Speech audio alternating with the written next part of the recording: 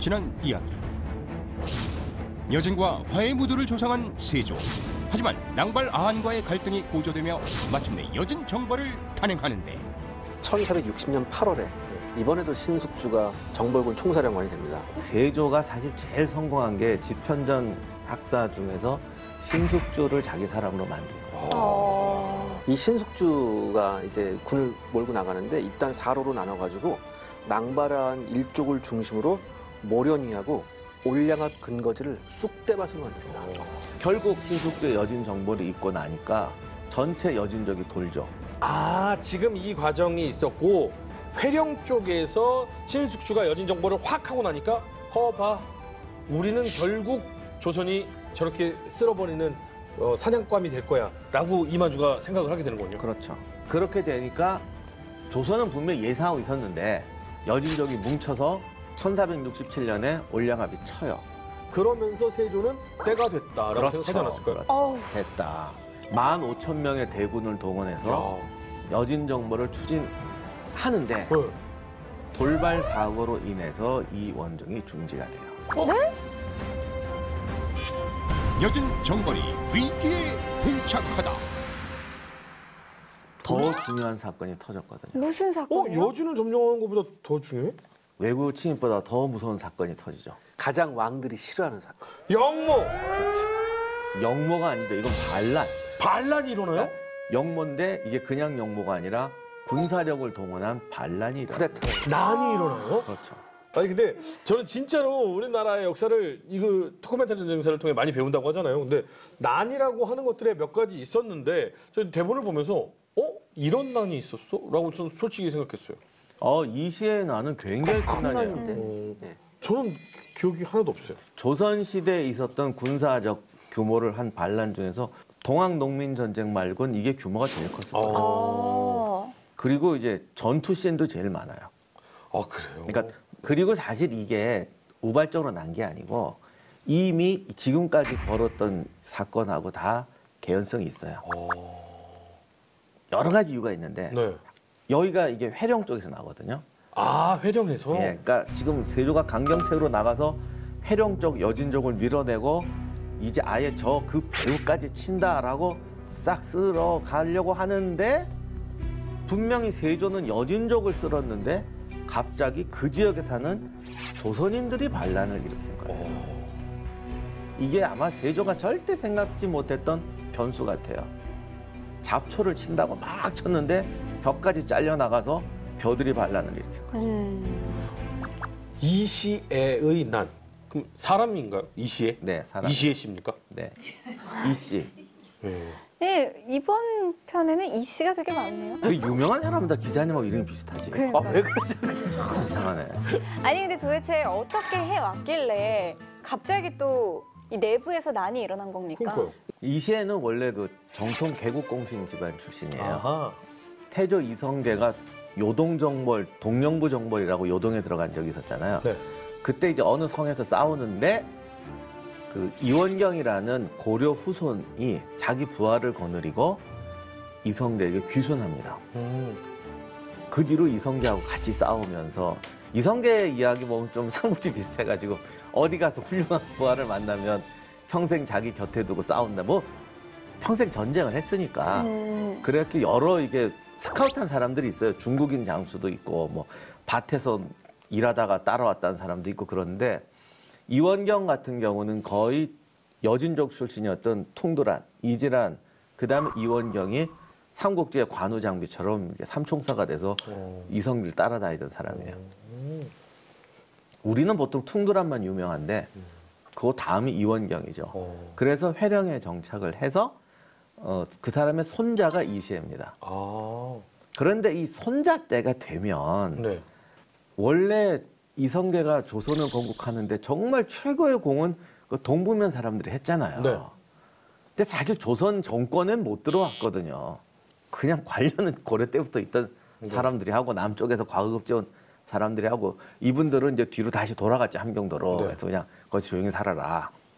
그랬는데 그래도 공신도 주고 어쩌고 저쩌고 하니까 당대에는 그래도 불만이 좀 없었고 아들까지도 뭐 그 덕을 좀 봤는데 손자 때가 되면은 분위기가 조금 이상해지긴 해요.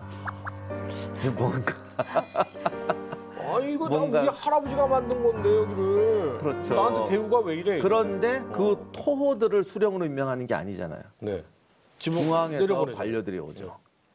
함경도 땅 사기 시작하고 함경도 사람들 노비로 삼고 이러면서 그 함경도 사람들을 보면 이게 이상한 거예요.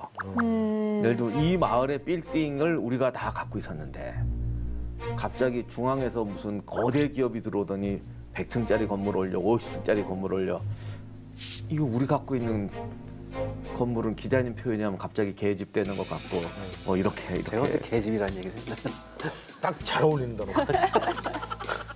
5층짜리 건물 갖고 행복하게 살겠는데 저 앞에 50층짜리 초현대식 건물 짓고 상권이 글로 이동하고 그러면 뺏겼다라고 그렇죠. 얘기하죠. 약간 팽된 느낌도 있고. 약간 팽된 게 아니라 아주 완전히 대놓고. 팽되기 시작하죠. 손자 때가 되면.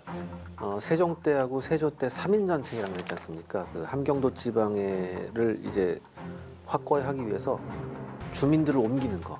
그러니까 주민들을 옮길 때 남부지방 향리하고 주민들을 옮기면서 처음에 뭐 사탕 발림도 했겠죠. 가면 뭐 세금도 가면 되고 뭐도 뭐 그렇다.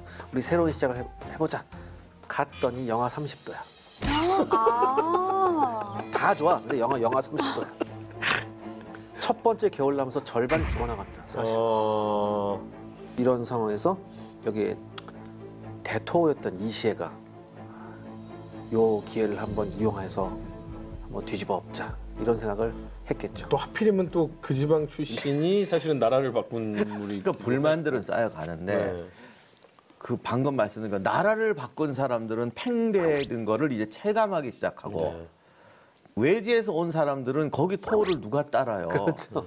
그럼 더더욱이 중앙 관료들한테 더 따를 것이고 그다음 또 하나 문제가 이 범죄자들을 보내요. 전가사변이라고 범죄를 저지르면 집안을 통째로 글로 옮겨요. 야 그거는 유럽도 마찬가지였지. 근데 네. 가끔 보면은 뭐 횡령죄 저지른 관료 여기까지는 좋아. 뭐 강도 3번 도대체 흉악범이어서 개전에 정의 없는 흉악범 이런 애들이 다 동네에 오는 거예요. 강력 범죄자들이 한 명만 와도 신경 얼마나 쓰이겠어요. 그렇죠. 인구를 늘려야 된다는 명목하에. 그렇죠. 이렇게 막 오니까 그리고 이런 애들은 더 웃기는 게 토어만은 더 안 듣지. 이것도 서부 영화 얘긴데. 그래서 그 서북에 나오는 상황이 다 반복이 되는 거예요. 여기에 여진 정벌을 했잖아요. 네. 여진족들의 불만이 치솟잖아요. 네. 그러면 반란을 꿈꾸는 사람 입장에서는 여진족도 우리 편에 넣을 수 있겠다는 생각이 드는 거죠. 적의 적은 나의 친구니까. 내가 만약에 너희가 도와줘서 이게 성공하면 너희한테 여기 다 띄워줄게. 이런 식으로. 그렇죠. 그리고 함경도 군대는 여진족과 싸우기 이전부터 나름 그 족벌이라고 그러면서 군벌 이런 구조가 있었어요.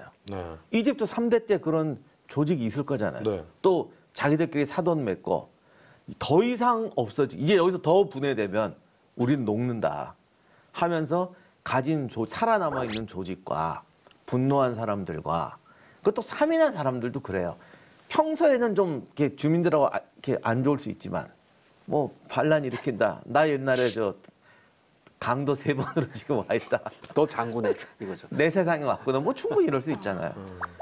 아니, 그러니까 이럴 수 있다라는 생각을 지휘부가 하게 되는 거죠. 그러면 해보자 하면서 터지게 됩니다.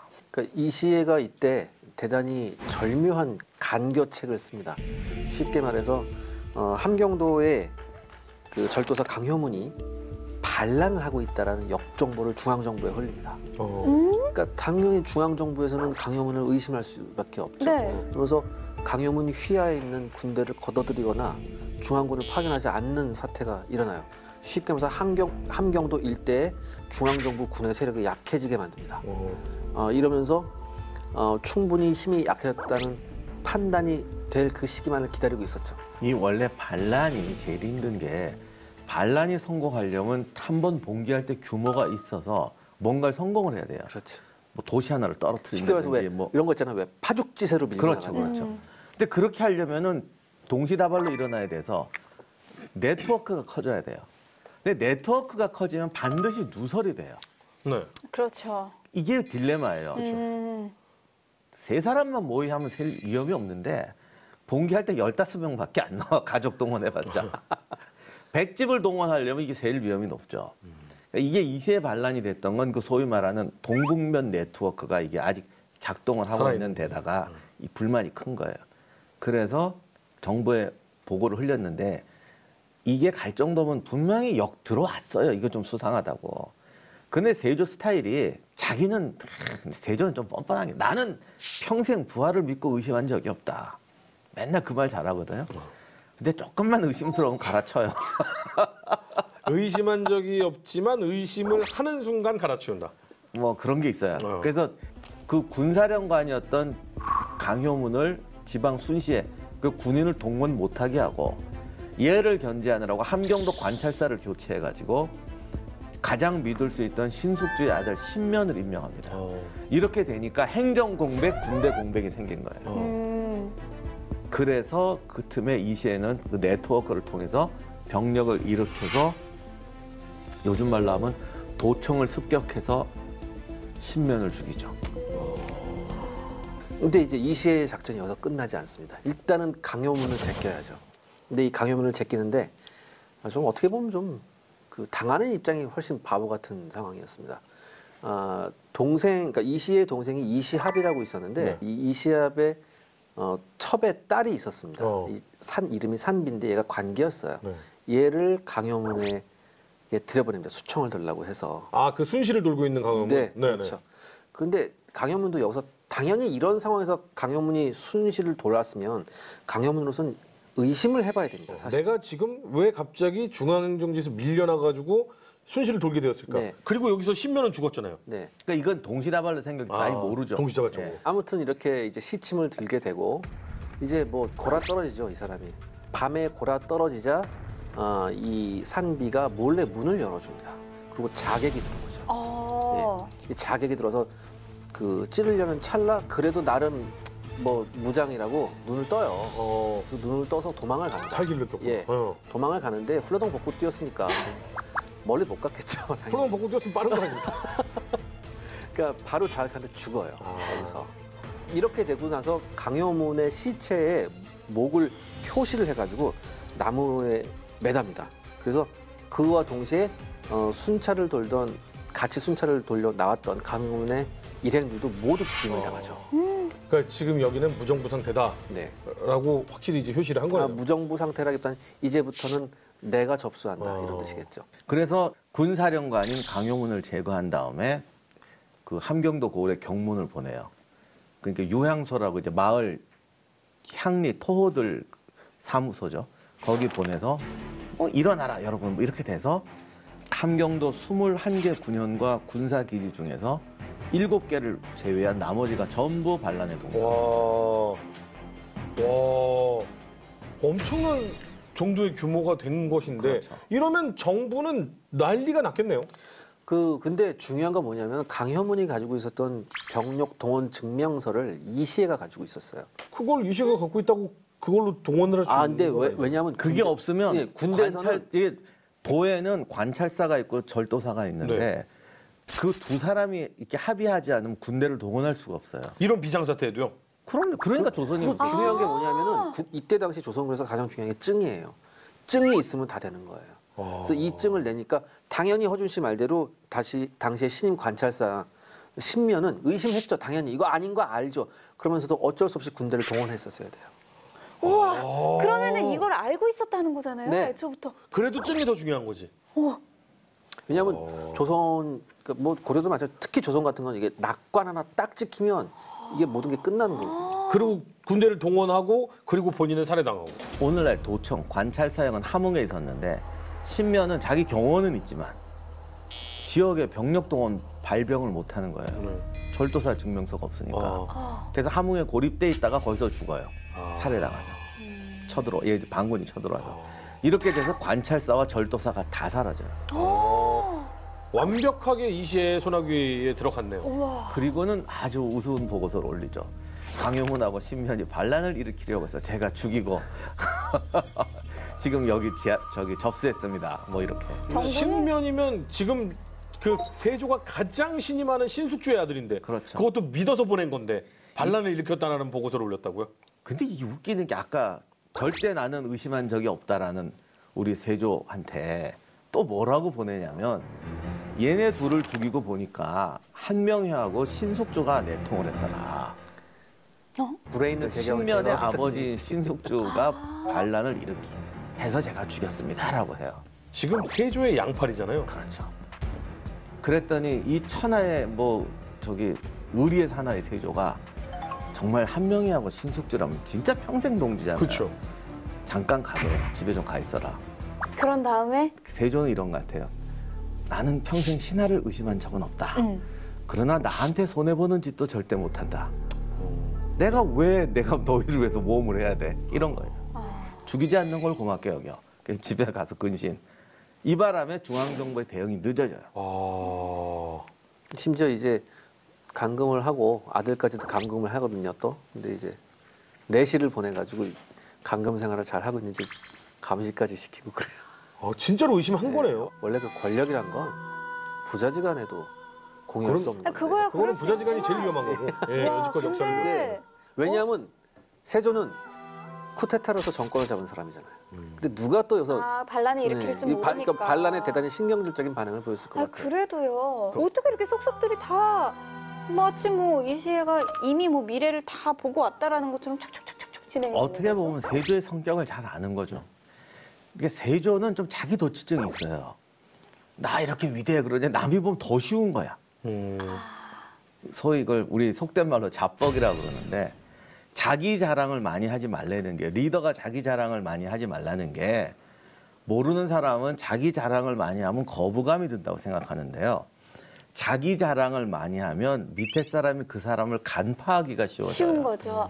어떤 사람이구나. 아니 근데 재밌는 건 자기 최측근은 못 믿으면서 이시에는 그러면 왜 의심을 안 하고 대처를 안 합니까? 지금 양팔이 다 스스로가 양팔을 잘랐잖아요. 그러면 이시에 대해서도 분명히 의심을 할 텐데 이거 누가 막아요? 그러니까 처음에는 세조가 야 내가 한다 그래요. 자기가 한다고요? 내가 한다 그래요. 그 당연히 만조 백관들이 말리고 난리가 나죠. 그럼요. 내가 간다. 이거는 어떻게 좀 약간 헐리우드 액션 같고. 야 말리지 마. 나 가. 나 예. 진짜 일어난다. 이쪽으로 가시면 됩니다. 숙주는 잘 있냐? 맞아. 그럴 때 그런 말 했다간 깨끗하게 가세요. 그러니까 세조가 이제 크게 걸렸는데 한명희하고 신숙주는 가장 믿을 수 있는 오른팔 왼팔이기도 하지만 문관이면서 군대를 지휘할 줄 아는 사람이 두 사람이에요. 사실 한명회도 군대 한번 이끌었거든요. 그러니까 이 시에는 괜히 좌우를 제거한 게 아니라 사실 이거 반란 진압하려면 지휘관할 사람이 한명희하면 신숙주예요. 그렇죠. 가장 능력 있고 믿을 수 있는 둘을 제거하는 바람에 세조가 내가 직접 가리라고 할 만큼 사람이 없는 거예요. 이제 어떻게 합니까? 그래서 그나마 믿을 만한 사람 하나 찾았습니다. 이제 이명대군의 아들 구성군 준이라고 하는 사람입니다. 준입니까? 근데 이 준이라는 사람은 이제 관리 경험도 없었고 약관 27세였어요. 아이고야. 그렇기 때문에 너무 이제 어린데? 과연 믿고 보낼 수 있을까? 저도 의심이 됩니다, 사실. 그러니까 능력은 못 믿는데 충성을 믿을 수밖에 없는 거예요. 그렇죠. 형제 왕족이니까 저주니까, 네. 가장 총애했던 그 왕족이었어요. 그러니까 가서 네가 감시 결제해라라고 보낸 거죠. 네. 그러니까 여기서도 지금 2라운드에서 세조가 당한 거예요. 근데 그쪽은 상당히 강한 예전부터 전통의 강호잖아요. 동북 쪽. 그렇죠. 군대는 전통의 강호고 무사들도 가장 많고 이쪽은 최고 사령관이 빠지고 청년 애숭이가 사령관이 되는 최악의 상황이 된 거죠. 아하. 그러니까 요까지는 이 시의 완승이에요. 그래서 어디 갑니까? 그래서 준이 군대를 이끌고 갑니까? 출진해야죠. 보냈는데 이제 다행히 그동안 여진 정벌 하더라고 이 지역에 가서 아까 신숙주 따라가서 전투했던 장군들은 좀 있었어요. 그리고 그리고 당시 중앙정규군이 훈련이 잘 돼 있고 수준이 괜찮았어요. 세종 때부터 키워왔고 그렇죠. 실전 경험하고 우리가 늘 얘기했지만 실력본이 능력본이로 키워온 군대와 지휘부가 있었기 때문에 만만치 않았는데 네. 어쨌든 가니까 지들도 지금 이게 불안할 거 아니에요. 그렇죠. 천령까지 가서 꼼짝은 안 해요. 그 상대편 군대가 상당히 강하다는 걸 아는 것까지는 알겠는데 그래도 반란 아니 군인데 거기까지 갔으면서 왜 꼼짝을 안 해요? 움직여야죠. 이 앞에 최강의 군대가 있는 데다가 걔네들 홈그라운드잖아요. 그렇죠. 그리고 여진족하고 사실 실전경 제일 많은 군대예요. 여긴 지금 사방에서 장군들은 실전경험이 좀 있는데 일반 병사들은 경험이 아무래도 떨어지죠. 그러니까 그렇죠. 이제 실제로 이 당시에는 전국에서 이제 군관하고 병사를 모집을 했었어요. 근데 그러니까 하도 급하다 보니까 여기서 또 지난번에 썼던 방법, 노비 같은 사람들한테 면책을 다시 해서. 한번 면책이라는 반대급부를 던져주면서 군대를 모집하는 이런 상황까지 왔어요. 여기서부터 이제 이 시에 좀 계산이 틀려지는데 그 사람이 원했던 가장 좋은 거는 네. 심숙주도 없지, 한명회도 없지, 혼란스럽지, 군대도 준비가 안 돼 있지. 보통 사람 같으면 군대를 모아서 편제하고 훈련시키고, 왜냐면 이거 한 번만 지면 끝이거든요. 그러면 공세적으로 못 나오게 되죠. 그러면 군대를 모으고 시간을 끌어야 되니까 어디 입구를 막고 병력을 그쪽에 보내서 시간을 끌자라고 보통은 생각해요. 네. 그러면 함경도에서 더 많은 군대를 모을 수가 있고 정비에서 내려올 수가 있어요. 그러니까 반란은 항상 초등 진압이잖아요. 네. 들어가야 되는데 들어가려니 그쪽 땅이 만만치가 않단 말이죠. 그러기를 원했는데 세조가 그래도 그 개념은 있어가지고 일단 군대를 보냅니다. 보내서 천령에 주둔시키고 후속 부대를 계속 보내요. 그런 식으로 또 모험적인 작전을 하죠. 그러면 이제는 한판전이 남아있는 상태가 되는 거네요. 이게 말하긴 쉬운데 그때 그럼 내려왔으면 되잖아. 어떻게 내려오겠어요? 그 동원해서 사람 편제하고 그렇죠. 군량 준비하고 그러려면 시간 걸리죠. 그리고 아무리 함경도에서 지금 난다긴다는 그 전투 병력이라고는 하지만 군대 숫자 자체는 사실은 정규군이 더 많은 거잖아요. 그럼요. 그리고 이제 결정적으로 여진족들이 별로 호응을 안 해요. 원래는 그 회령지방 위쪽에 있는 여진족들이 와 하고 올 줄 알았는데 내 생각엔 이런 것 같아. 한두 번 배신 당해봐야 돼. 또 하나 너도 똑같아 이렇게 된 거구나. 여진족은 조선의 수도로 밀고 가는데 전혀 관심이 없어요. 난 맞아요, 누구만 있으면 맞아요. 되는데. 예. 오히려 제발 가라. 니들 그러겠네. 가면 우리가 이거 차지할게 이렇게 되겠죠. 오히려 내려가서 분란이 일어나고 조선이 힘이 약해지면 자기들은 굉장히 자기네들도. 좋아지네. 참 이해관계가 사람 같지 않아요. 또 여기서는 또 명나라는 대단히 즐거운 마음으로 그걸 바라보고 있는 거예요. 이렇게. 근데 사실은 굉장히 지금 일촉즉발이네요. 이 단판의 승부에서 어떻게 되느냐가 조선이 이름을 바꾸느냐 마느냐의 지금 순간인 거잖아요. 그렇죠. 자, 그러면 이제 누가 성공을 합니까? 이 시에 주력군이 만만치가 않음에도 불구하고 네. 조선군은 계속해서 인재를 끌어모읍니다. 여기서 나오는 게 조선 역사상 가장 간신으로 유명한 유자광도 이때 발탁이 되죠. 유자광이 나오는구나 여기서. 유자광이 무술이 상당히 뛰어났다고 하더라고요. 당대 고수였죠. 예. 그래서 뭐 보통 우리가 뭐 1대 17 이런 건 다 뭐 거짓말이라고 하는데 유자광 같은 경우는 그게 가능했다는 얘기도 있어요. 그런데 세조가 유장을 키운 진짜 이유는 이제 무술을 잘하고 이렇게 어필한 건 맞는데 진짜는 이 판단력이야. 상황 판단. 몇 번 테스트를 해봤거든요. 근데 유자광은요 정말 상황 판단하는 거 끝내줘요. 근데 이 사람이 전쟁터에 정세 파악 잘하는 사람, 어떻게 하면 지금 아부점 할수 있을까 이런 거 잘하는 사람, 정치의 어떤 분위기 파악 잘하는 사람, 이 종류가 다른데 그렇죠. 이걸 다 잘해요. 개인 비위도 잘 맞추고 전쟁터에서 전쟁 상황도 잘 보고 관의 전개 판 돌아가는 것도 잘하고 항상 선수치고. 그래서 세조가 마음에 들었어. 그래서 유자광을 파견할 때는 전투 부대로 파견한 게 아니고 가서 상황 보여주려면 어떻게 보면 정치장교 비슷하게 갔는데 이게 보고서를 올려요. 쫙 올리는데 가서 또 보고서 쫙 올리죠. 무기가 어떻고. 근데 기자님 좋아하는 조선시대 그런 보고서 별로 없거든요. 네. 갔더니 뭐가 문제고 뭐 싸울 때 보니까 뭐가 문제고 쫙. 세조가 흡족해야 할 만한 보고서를 올렸군요. 아무튼 이런 우수한 인재도 선발을 해서 보냈고 네. 병력 물자 혹은 군수 물자도 계속 보내는데 군이 또 움직이질 않아요. 계속해서. 왜죠? 아니 편성하고 훈련하고 상대방도 봐야겠고. 움직일 수 없는 상태인 거죠. 왜냐하면 그만큼 상대편이 또 이시해 쪽이 좀 만만치 않았었고 이시해도 이제 소문을 퍼뜨립니다. 야 남도에서 올라온 군대가 우리 다 죽이러 왔다 이런 또 반란 일으키려면 역시 선전선동에 강해야 돼요. 그거 그러니까 말란 못. 이시해가 함경도 지방을 장악하고 있는데 만약 우리 군이 패하면 니들도 다 죽는 거야라고 하면 그럼 나라도 싸워야지 하고선 이제 계속해서 병력이 동원되는 거죠. 그렇죠. 근데 이제 드디어 한반 붙습니다. 오, 예, 드디어 한반 붙는데 군대를 남하시켜요, 이시해가. 그래서 북청을 잠시 점거를 합니다. 그다음에 이 함관령하고 차관령에 관군 수대가 있었는데 이 수비대를 격파합니다. 오호. 이시해. 그 함관령과 차관령이 오호. 함흥으로 들어온 입구거든요. 네. 이렇게 되면 이제 함경도 도청 소대지까지 함락된다. 아하. 어. 그러니까 이렇게 되니까 이제 그동안 대기하고 있었던 관군들도 좌시할 수 없었죠. 음력 6월에 관군도 총진격 명령을 내립니다. 그때 세조는 노발대발했어요. 왜요? 이게 어린 놈을 보니까 왜냐면 자기한테 빨리 들어가 지나쳐야 되는데 탐색전 하고 있으니까 게임을 할 때 사람이 이런 거 있잖아요. 뭐 병력 모으고 자원 모은 다음에 이렇게 일단은 선수비 후 공격 뭐 이런 거 하려고. 근데 이게 마음에 안 드는 거예요. 세조 성격에는 전혀 마음에 안 돼. 야 일단은 갔으면은 빠. 들어가야지. 생각을 해야지. 뭐 하는 거냐. 이러다가 지금 쟤네가 먼저 내려오면은 쟤네한테 먼저 주도권이 넘어가는 게 아니냐. 그러면 일단은 선공은 이시해 쪽에서 성공을 했네요. 예, 도청 소재지까지 점거를 했으니까. 그리고 이젠 안 되겠다라고 해서 이제 전면전에 붙게 되는 거네요. 그렇죠. 그래서 북청으로 진군을 하죠. 근데 이게 함경도가 산이 많아서 갈 데가 뻔해요. 여기는 여기, 그 다음 여기. 그래서 어쩌면 그럴 줄 알고 예상했을 수도 있어요.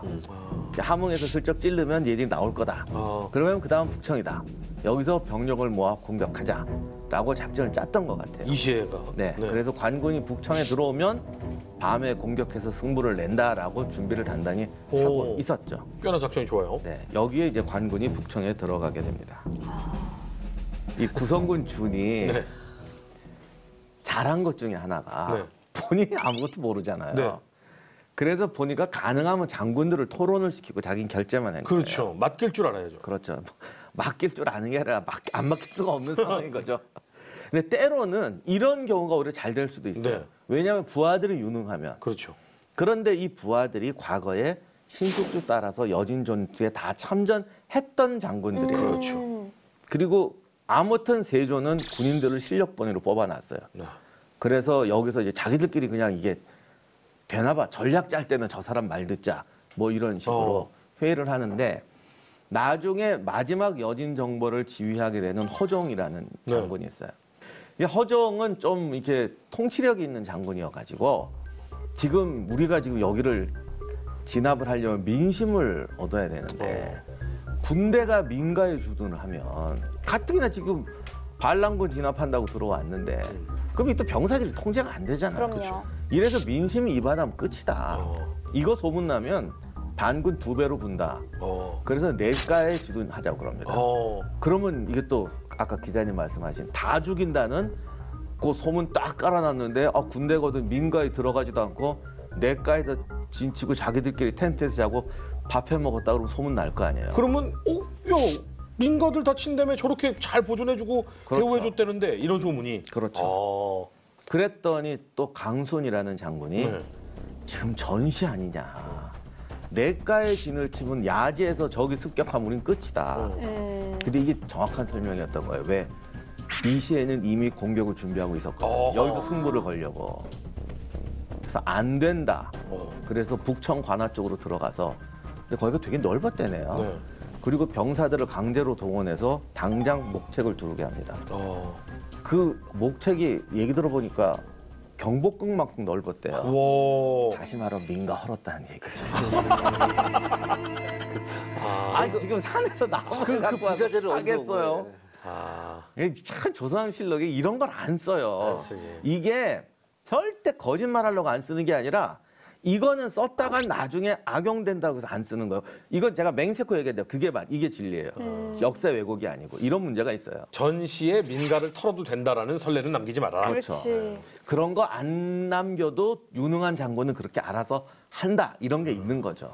근데요, 좀 어떻게 보면은 좀 철저하게 준비가 돼 있기 때문에 한 번쯤은 좀 과감하게 나설 필요도 있는데 왜 자꾸 이렇게 막고만 있는 이제 거예요? 관군이 두려워하는 게 뭐냐면 이시의 군대보다는 이시의 쪽에 있었던 여진족 특히 여진족 기병들에 대한 두려움이 컸어요. 왜냐하면 여진족 일부는 들어왔거든요.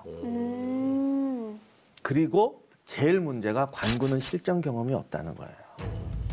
실전 경험이 없는 군대가 야전에서 공격적으로 나갔다가는 우왕좌왕해서 통제가 안 돼요. 수비가 좋은 거는 우리 그 십자군 얘기할 때 늘 얘기했지만 자기 구역만 지키면 되기 때문에 이 통제가 되는데 전투 경험 없는 애들을 나가서 하면은 깃발이 보이기를 하나 징소리가 들리기를 하나 여기서 실전 경험 있는 애들하고 붙으면 풍지박산 나면서 무너지거든요. 그다음 또 나쁜 게 야간 전투하면 이거 진짜 쥐약이에요. 그럼 결국 이 씨의 부대가 이곳으로 야간 전투를 유도했거든요. 네. 야간 야습을 했거든. 그러니까 울타리로 목책을 치고 앞에 참호하고 완벽한 방어 진지를 갖춘 다음에 첫 전투를 하는 거예요. 아, 그래도 버티기 전략을 잘 세웠네요. 그렇죠. 그러니까 수비는 거듭 말씀드리지만 통제가 좀 쉽거든요. 그렇죠. 그렇게 이를 갈고 제대로 준비하고 있는데 여기 이 씨의 부대가 오나요? 왔는데 이 시의 부대가 앞에서 막 시위를 막 하고 이렇게 좀 위력 정찰 비슷한 걸 했어요. 근데 의외로 이 관군이 동요를 하지 않습니다. 동요를 안 한 게 아니라 무서워서 안 나간 거 아닐까요? 그럴 수도 있겠지. 왜냐면 상황상 지금 들어보면 아, 마크 정확한 지적이에요. 네. 못 나가게 했어요. 아예 말다 묶어놓고 아. 절대 나가지 마라. 나가면 죽는다. 여기서 이시애가 실수한 거예요. 무슨 실수요? 왜냐하면 이 시에는 이때 제 생각에는 돌격을 했었어야 될 것 같았어요. 왜냐하면 돌격하지 않았을까요? 근데 이 시에가 타이밍을 놓칩니다. 왜냐하면 의외로 적진에서 동요가 없으니까 뭐지? 뭐야? 이렇게 오히려 자기 스스로를 의심해 버리는 거죠. 여기서는. 그렇게 해서 돌격 타이밍을 놓치고 정작 날이 밝은 다음에 돌격을 해요. 아, 야간 싸움을 해야겠다라고 들어갔던 이시애가 도발만 하다가 도발이 안 통하니까 그냥 빠진 거군요. 그러고서 이제 주간 정면 돌격을 아침에 하는데 이렇게 되면 훨씬 불리한 건 이 시에가 되겠죠. 그렇죠. 자, 이제 정면 승부가 드디어 시작이 됩니다. 하여튼 이시애가 가장 사고 친 거는 훈련 안 된 군대랑 싸울 때는 그들을 흐트러 놓을 수 있는 전투를 해야지 네. 자질구레하게 싸워서 걔들이 전투 경험을 가지게 해주면 안 돼요. 절대 안 돼요. 그래서 이기려면 한 번에 승부를 내야 돼요. 그러면 야간에 그냥 덤비던가 네. 차라리 행군 중에 덤비던가 질질 시간 끌다가 결국에 가장 해서는 안 될 전투를 해버려요. 그래도 아슬아슬하게 함락시킬 뻔 했거든요. 네. 네. 그러니까 더더욱이 그 문제가 되는 거죠. 그러면 이제 전투 경험이 확 올라간 거예요. 그렇죠. 자신감과 전투 경험만 주는 거예요. 그래도 이 전투 아슬아슬해가지고 밤에 아우성 친 게 또 이유는 있어가지고 이렇게 봤나 봐 테스트. 이렇게 너무 탐색전을 많이 한 거죠. 밤에 아까운 밤에 괜히 돌아다니면서 겁주고 이래가지고 했더니 아, 요 애들이 제일 약하구나. 그거는 찾아냈어요. 그럼 그때 치든가. 그렇죠. 자, 쟤는 약하고. 자, 다음 이동. 그래서 거기를 쳐서 거기가 함락될 뻔 했는데 역시 그 조선이 군대가 준비가 잘 된 게 모든 걸 다 갖추고 있었어요. 모든 걸 다 갖췄다는 건 싸우기 위해서는 정찰대도 유능해야 되고 이 배치가 잘 돼 있어야 되는데 이때 그 사자대라는 부대가 하나 있었어요. 한 100명, 200명밖에 안 되더라고. 여기 우리가 많이 들어본 남이 장군하고 사자대 지휘관이었어요.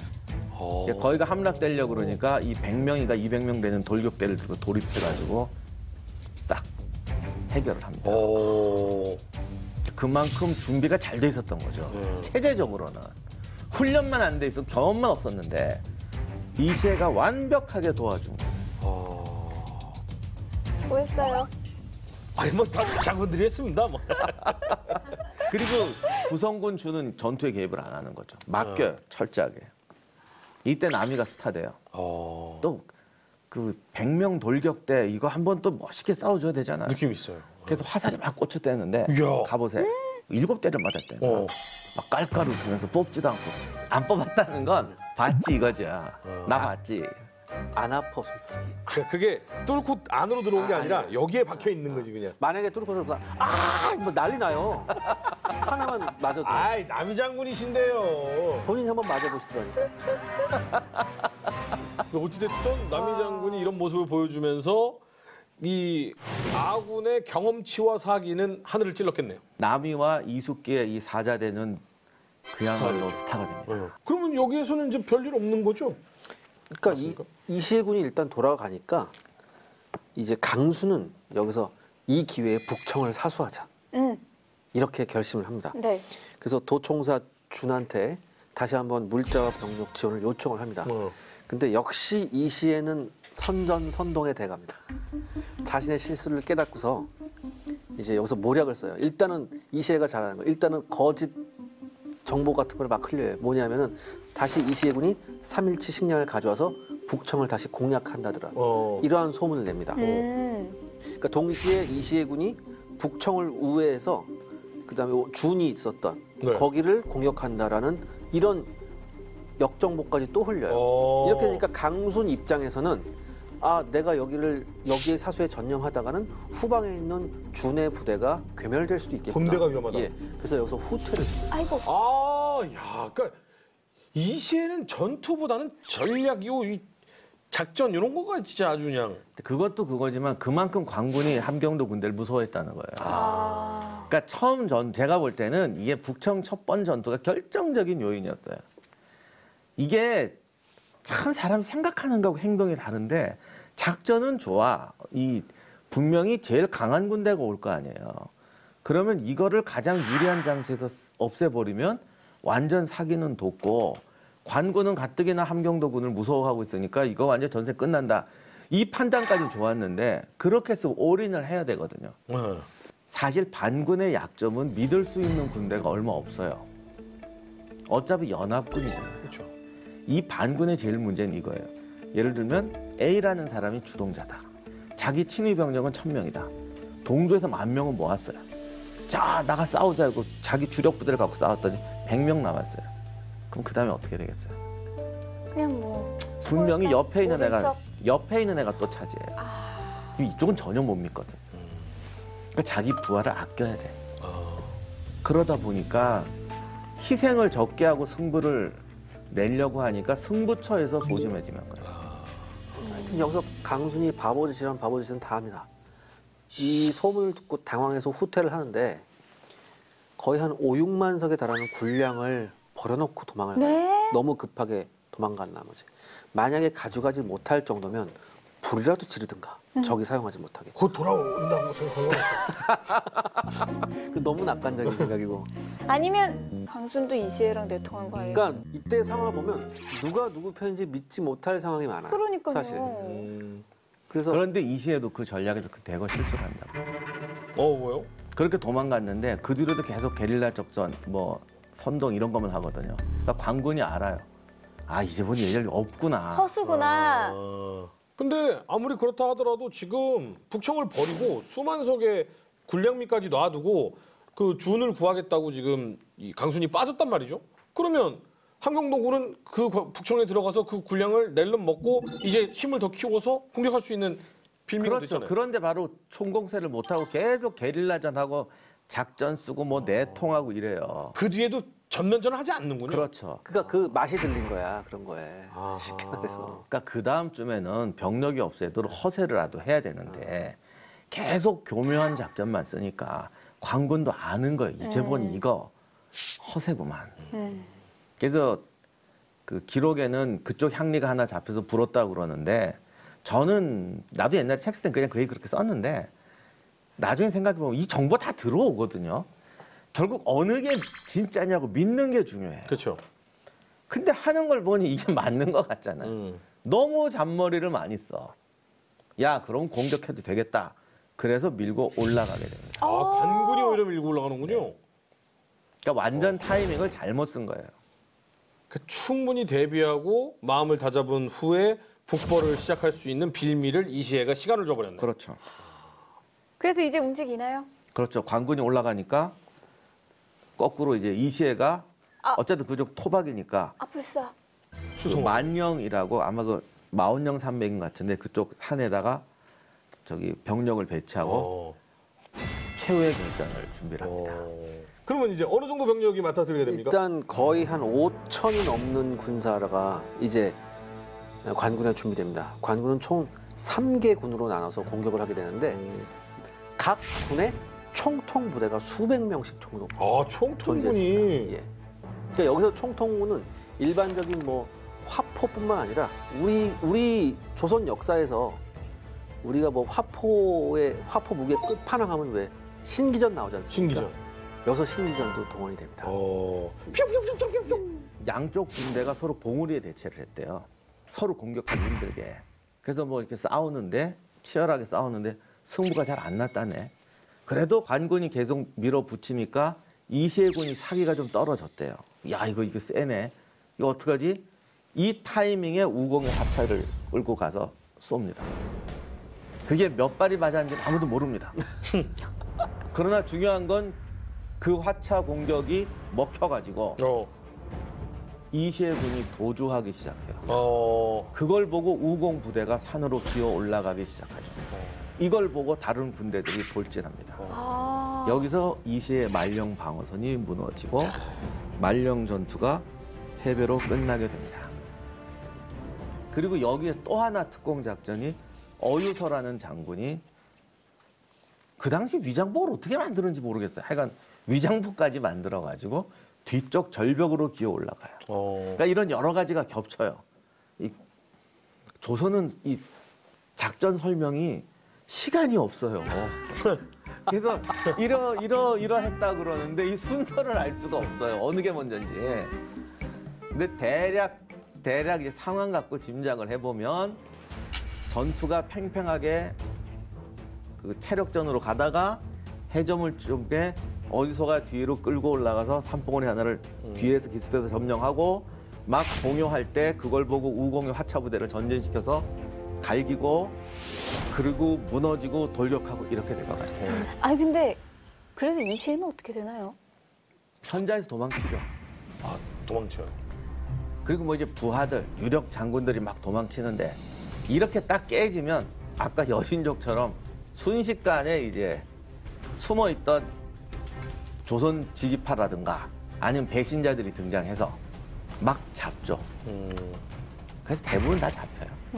그러면 이 사건으로 인해서 한경도 지방의 토호들, 개국공신의 후예들은 거의 다 무너지게 됐겠네요.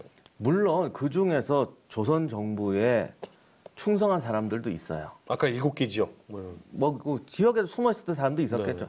그런 사람들은 나중에도 포상을 받고 항거한 사람들, 이시해가 우리 편이 되라 그랬을 때 뭐 나는 충성을 바치겠다 해서 죽은 사람들은 이제 대대손손 포상을 받고 이시해 이제 제일 유명한 게 부인하고 딸인데 진도의 관비로 유배가 됩니다. 저희가 잠시 잊으셨을지 모르겠지만 여진 정벌하려고 준비 중이었었어요. 근데 갑자기 이시해 난이 일어나서 저희가 또 잠시 이시해 난을 다뤄드렸고요. 여진 정벌 본격적으로 들어가 보도록 하겠습니다. 하지만 그 전에요. 무기고 먼저 만나고 오시죠.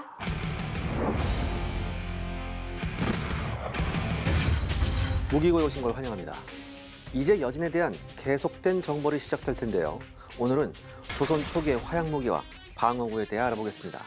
조선은 건국 직후부터 화약무기를 개발하고 화약을 대량 생산하는데 많은 노력을 기울였습니다. 그 덕분에 조선 초기부터 이미 화약무기는 조선군 주력 병기 중 하나였습니다. 특히 세종은 행궁 옆에 대장간을 마련하고 직접 화포의 개량을 독려했습니다. 세종 때 화포, 즉 총통의 종류는 10가지가 넘었지만 오늘은 대표적인 몇 가지만 살펴보겠습니다. 먼저 장군 화통입니다. 장군 화통은 당시 가장 큰 구경의 화포였습니다. 최무선이 만든 대장군포를 개량한 물건이었죠. 전체 길이는 약 90cm에 구경은 10cm, 무게는 약 67kg이었습니다. 청동으로 만들어졌고 발사체는 180cm 길이의 대형 화살인 대전을 사용했습니다. 하지만 세종실록의 기록을 살펴보면 철환도 사용했다고 합니다. 철환은 커다란 쇠공을 의미합니다. 실전에서는 보통 4개의 화살 혹은 납구슬을 산탄총처럼 썼다고 하네요. 1총통은 사이즈가 다소 작아진 총통이었습니다. 구경 6.7cm의 1총통은 대전보다 작은 중전을 사용하거나 작은 화살을 여러 개 장전해 쏘았는데요. 사정거리는 800m가 넘었습니다. 사실 조선 초기 총통의 구조는 그 크기만 다를 뿐 거의 동일했습니다. 장전되는 화살의 크기와 개수만 차이가 났죠. 크기가 가장 작은 새 총통의 경우 한 사람이 30개까지 미리 장전해서 휴대했다가 사용할 수도 있었습니다. 다만 새 총통의 경우 집게를 사용해야 했기 때문에 사용 방법이 쉽진 않았습니다. 이 밖에도 신기전이 있었습니다. 신기전은 고려시대 최무선이 개발한 일종의 로켓 병기였죠. 화살에 분사체를 달아서 스스로 날아가는 무기였습니다. 영화에서도 신기전이 나왔는데요. 마치 오늘날의 다연장 로켓포의 역할을 하는 화약무기의 끝판왕으로 묘사됩니다. 하지만 영화는 영화일 뿐입니다. 실제 신기전은 직접적인 살상 효과보다는 적군과 적군의 말을 놀라게 하는 심리적 효과가 더 컸습니다. 더군다나 우리에게 익숙한 여러 발의 신기전이 동시에 발사된 형태의 화건은 세종 이후 문종 때 나온 물건입니다. 이번엔 조선 초기의 갑옷에 대해 알아볼까요? 이 당시에는 두루마기형 철제 찰갑이 사용되었습니다. 고려 말기와 별 차이가 없었죠. 철제 찰갑 중에서도 수은갑은 주로 지휘관이나 왕을 호위하던 무장들이 입던 갑옷이었습니다. 철편위를 수은으로 도금하고 고급 가죽으로 엮어서 만든 갑옷입니다. 햇빛 아래서는 번쩍번쩍했다고 하네요. 일반 병사들은 유연갑이라고 하는 찰갑을 착용했습니다. 유연갑은 철편을 옷으로 검게 칠하고 사슴 가죽끈으로 엮어서 만든 갑옷이었습니다. 하지만 이 가죽끈이 항상 말썽이었습니다. 시간이 지날수록 가죽끈이 약해져서 쉽게 끊어지곤 했죠. 따라서 가죽끈을 쇠고리로 대체한 경번갑이 나오게 됩니다. 이들 철제 찰갑들은 웬만한 화살로는 뚫기가 어려울 정도로 방어력이 뛰어났습니다. 하지만 역시 돈이 문제였죠. 당시 갑옷은 나라에서 지급하는 것이 아니라 개인이 준비해야 했습니다. 따라서 시간이 지날수록 병사들은 값이 비교적 저렴한 피갑과 종이로 만든 지갑을 사용하게 됩니다. 조선 초기에는 상당히 많은 수의 쇠자갑도 사용되었습니다. 쇠자갑은 조선판 사슬갑옷이었죠. 다만 서양의 사슬갑옷과는 달리 머리까지는 보호하지 않았습니다. 조선 초기 투구에는 첨주와 원주가 있었습니다. 두 투구 모두 긴 철판 4개를 세로 방향으로 둥글게 배열해서 만든 투구입니다. 첨주에는 차양이 달려 있었고 목과 얼굴 측면을 보호하는 드림이 있었습니다. 주로 지휘관들이 사용했죠. 드라마에서 흔히 보는 머리가 뾰족한 투구는 간주형 투구라고 불렸는데요. 이는 조선 중기 이후에 볼 수 있는 투구였습니다. 방패는 원방패가 주로 사용되었습니다. 소나무 널빤지를 이용해 만든 이 방패는 테두리를 철띠를 둘러 보강한 방패입니다. 직경은 63cm, 무게는 약 3kg 정도였습니다. 당시 단병 접전에서는 강력한 위력을 발휘했다고 하네요. 이상으로 조선 초기의 화약무기와 방어구에 대해 알아보았습니다.